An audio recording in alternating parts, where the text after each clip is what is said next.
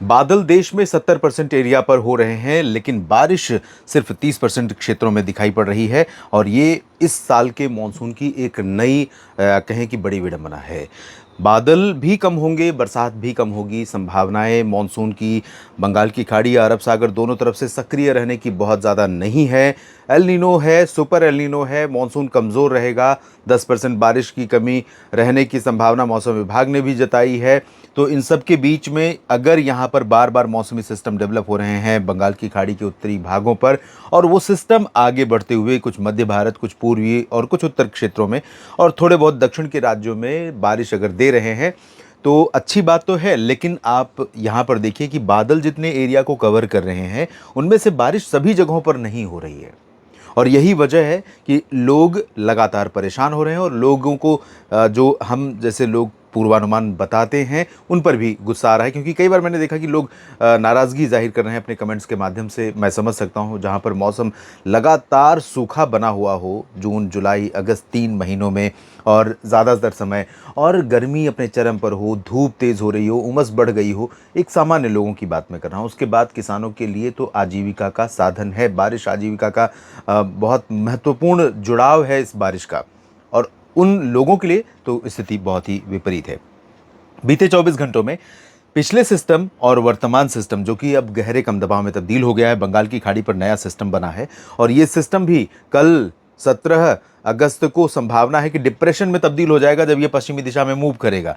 तो इसके प्रभाव से भारत के कई राज्यों पर बरसात होने की संभावना है। हो सकता है कि बिहार के जो ऊपर इस समय पिछले कई दिनों से लगा हुआ है, एक ब्रेक लगी हुई है मानसून की बारिश की, बादल आ रहे हैं, बरसात की संभावनाएं बन रही हैं और हवाएं तेज चल रही हैं, लेकिन बरसात बहुत कम रीजन में बिहार में दिखाई पड़ रही है।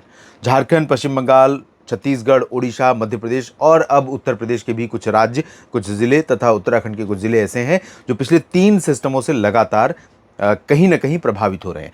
पिछले 24 घंटों में सबसे ज़्यादा वर्षा रिकॉर्ड की गई है मध्य प्रदेश के उमरिया में 205 मिलीमीटर, और क्योंझारगढ़ उड़ीसा में 105, धर्मशाला हिमाचल में 96, पारादीप उड़ीसा में 67, गोंदिया 64 और राजगढ़ में, गोंदिया मतलब महाराष्ट्र, अगर यह आंकड़ा सही है तो बहुत ही अच्छी बात है। राजगढ़ मध्य प्रदेश में 59 मिलीमीटर की बारिश हुई है, महाबलेश्वर में 58, इतनी ही बारिश मलंजखंड में हुई है 56, ईटानगर में, अंबाला में 54, 53 मिलीमीटर शाहजहांपुर और पासीघाट में 49, 40 अमृतसर, श्योपुर में 39, 37 हुई है लेंगपुई में, और माथेरन में 37 मिलीमीटर वर्षा हुई है। 36 मिलीमीटर बारिश दर्ज की गई है 3 जगहों पर, दमोह, नरसिंहपुर, नौगांव और कांगड़ा में हिमाचल प्रदेश में 35 मिलीमीटर की वर्षा दर्ज की गई है। और दोस्तों, जो बारिश में डेली कमी हो रही है 24 घंटों के दौरान, इस समय तकरीबन 7 से 8 मिलीमीटर वर्षा होनी चाहिए, 8 मिलीमीटर के आसपास देश भर में। अगर उससे कम होगी बारिश तो ये आंकड़ा बढ़ता चला जाएगा। 11 से बढ़कर 13 हो गया है, ये अगस्त में हमने देखा है। दक्षिण भारत में कई सब डिविजन्स ऐसे हैं जहां पर डेफिशिएंसी है।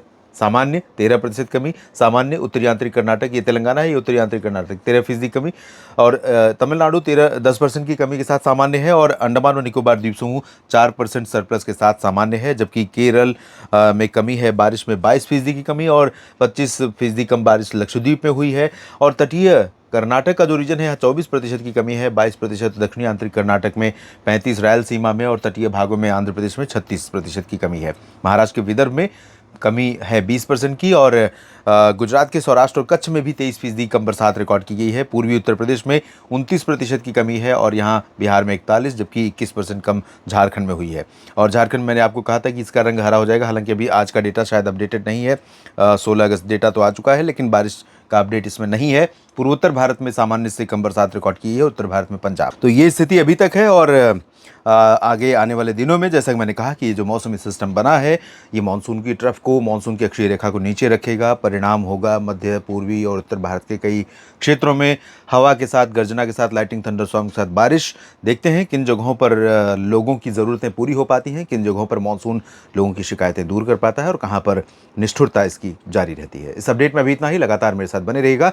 डेली वेदर अपडेट्स और मौसम पूर्वानुमान, साथ में मानसून अपडेट, और इसके अलावा साप्ताहिक मौसम पूर्वानुमानों के लिए न्यूज़ मीडिया मंच और मौसम तक यूट्यूब चैनल को और मौसम तक फेसबुक पेज को आप सब्सक्राइब और फॉलो करें। लगातार मेरे साथ बने रहने के लिए धन्यवाद। नमस्कार।